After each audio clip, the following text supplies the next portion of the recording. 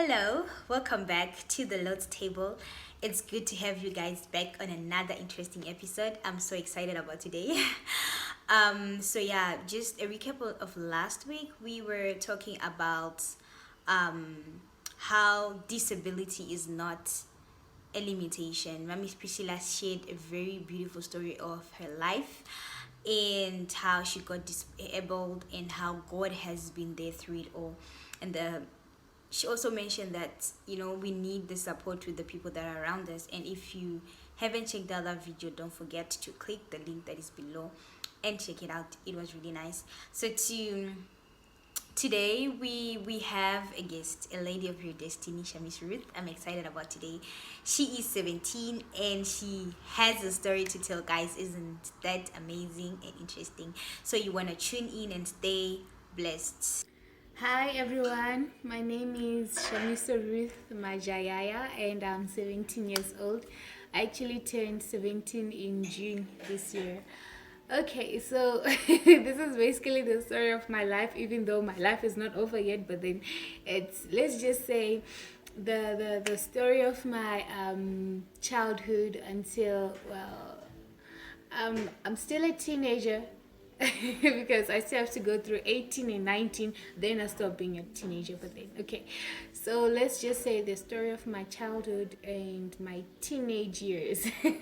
Okay, so I wasn't actually born in South Africa because I'm in South Africa right now, but then I was born in Zimbabwe, so that's where I come from.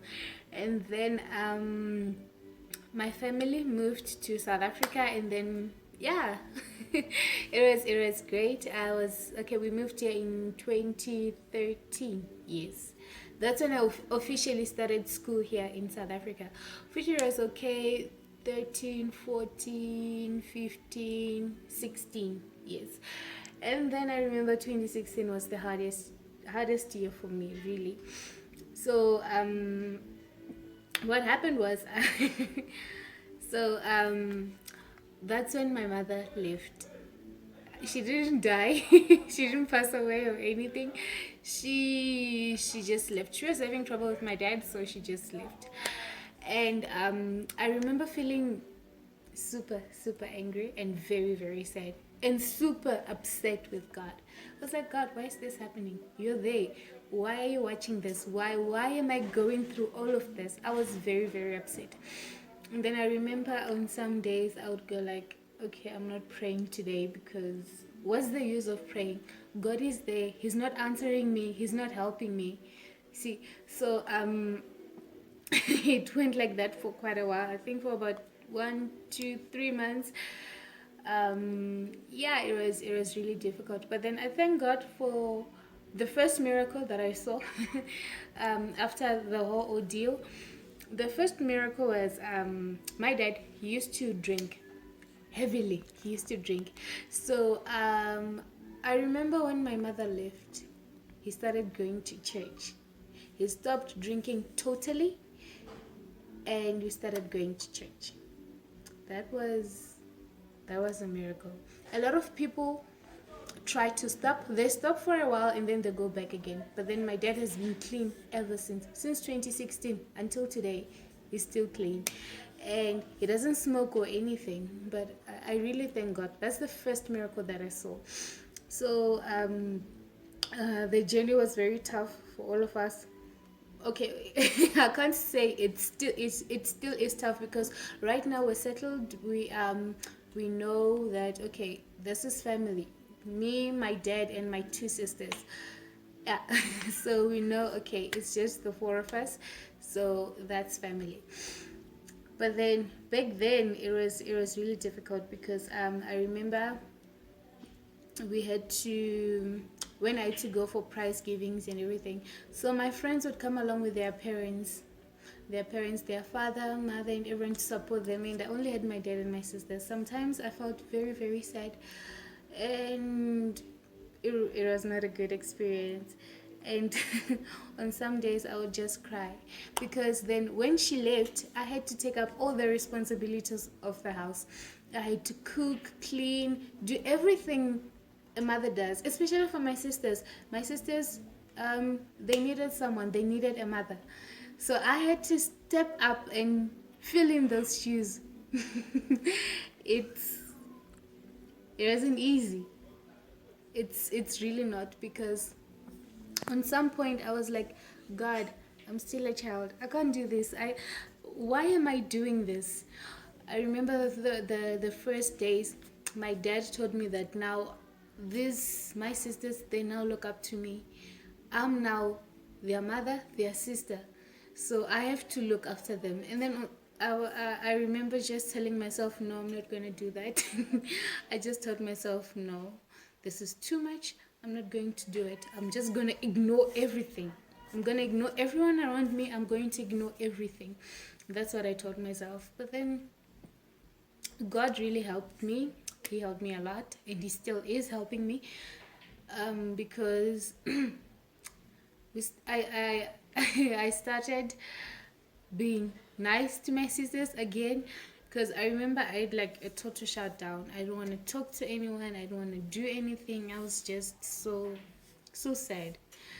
And then even when we go to church, I'll just go to church, watch everyone worship, and I'll just go like, yeah, I don't know why I'm here, but I'm just here. So I might as well just sit down, and if they sing, I'll just stand and clap. And then until I actually realized that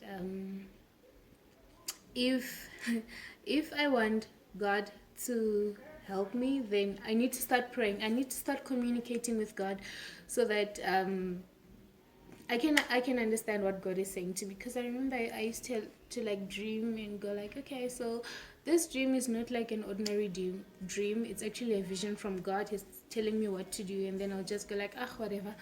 But then but then I started taking this seriously. I started praying, and God kept on revealing more and more to him. And I remember at a certain point I just wanted to give up. I just wanted to just say, okay, I'm done. This is it. This is over. I don't want to do it anymore. And God was just there strengthening me. And even at school, it's very hard for a foreigner to blend in with other kids, because remember, I'm not from here. These kids are South Africans. I'm a Zimbabwean. And then I go to school. I can't even speak their language. At first I didn't, but then I started to speak Tswana, which is the language here.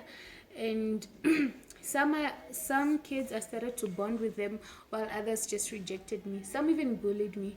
This other time, it's very funny, but this other time they locked me in the bathroom.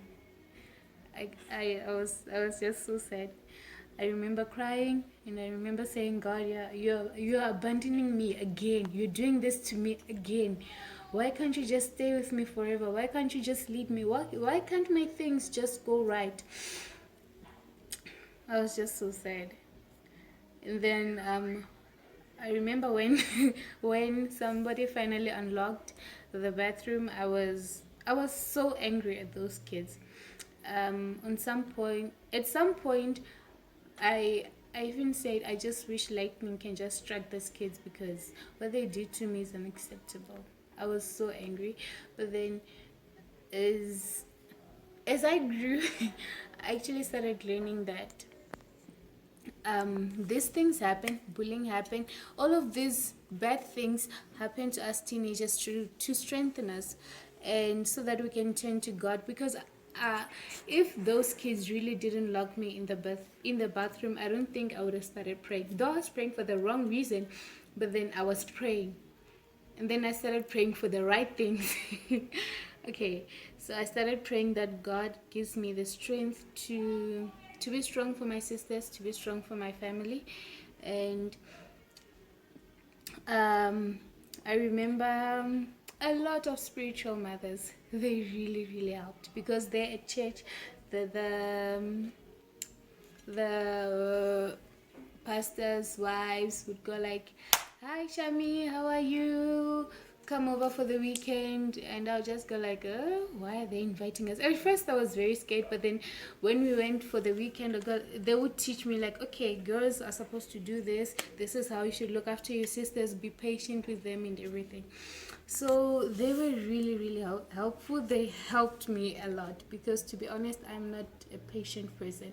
If things just don't go my way, I give up. I just say I'm done.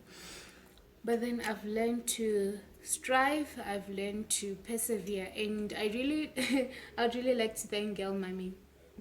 See, those people, they really helped me. At first when I joined the group twice. The first time I joined, they were just sending messages and everything and worshiping, and I'm like, this group is just too spiritual, I can't cope with this. These people, like, they're praying constantly, they're worshiping constantly, and I just couldn't take it. I was like, whoa, this is overwhelming. And then I left the group. That's what I did. But then when I left, I actually realized that this this is not working for me, because I just said, you know what, I just want to explore the world a little bit.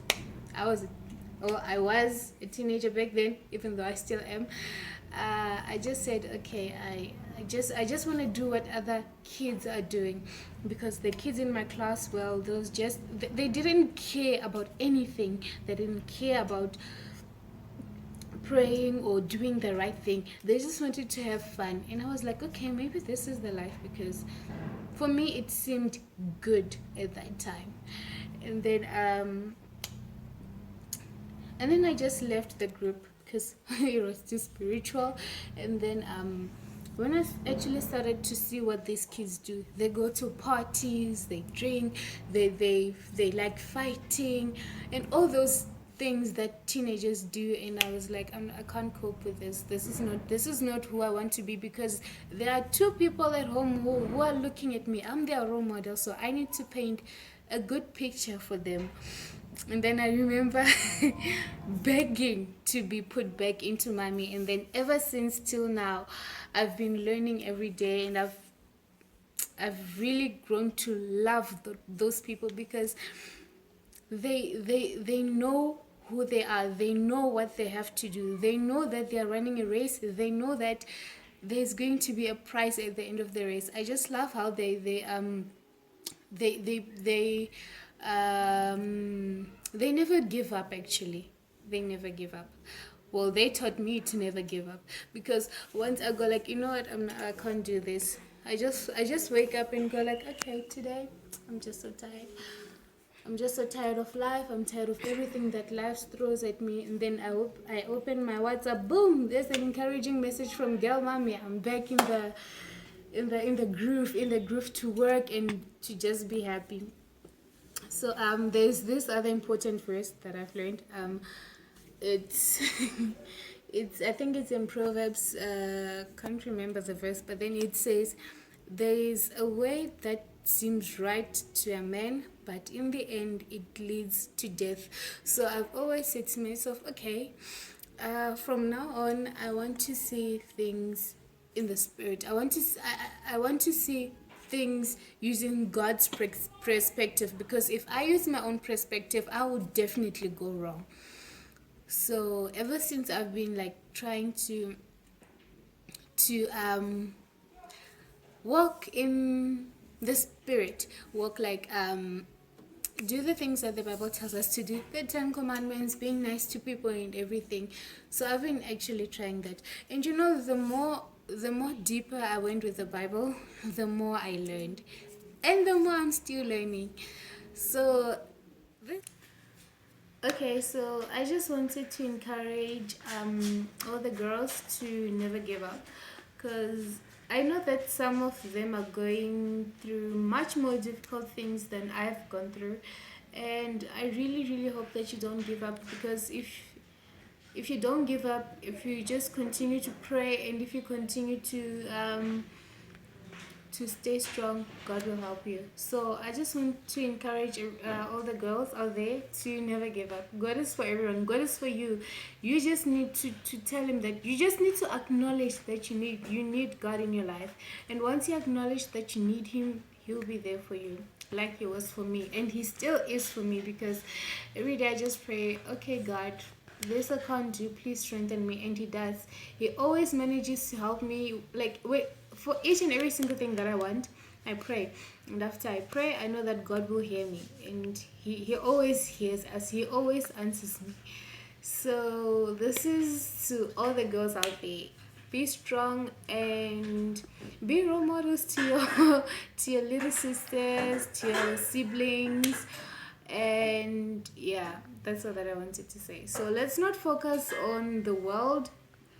Let's rather focus on what God wants us to do. Because once we do what He wants us to do, then we're sorted for life. Thank you So so that's all much that for I this, just Ruth, and I thank God for your life and how He's been with you through all this in keeping you strong and bold as you are. And to all the girls out there, you know, you're not alone. God remains faithful, God remains God, and He's always there for you. So yeah, just lean on Him, don't lean on your own understanding. Continue to trust God and continue to believe that He is for you. Yeah, I would say that God is for you, and God is for you for sure. And He's ready to pick you up and to lead you and guide you into all things. Everything that we go through, there's a reason for everything, and God has got you. So you just have to believe in Him the more and trust Him for more. It's not the end of the journey, but it's the beginning of something great and something that, yeah, God is leading you to. So that's all for today, guys. Thank you so much for tuning in and staying to the end of the video. If you have been blessed, don't forget to share the video and comment down below. Thank you so much, guys. God bless you.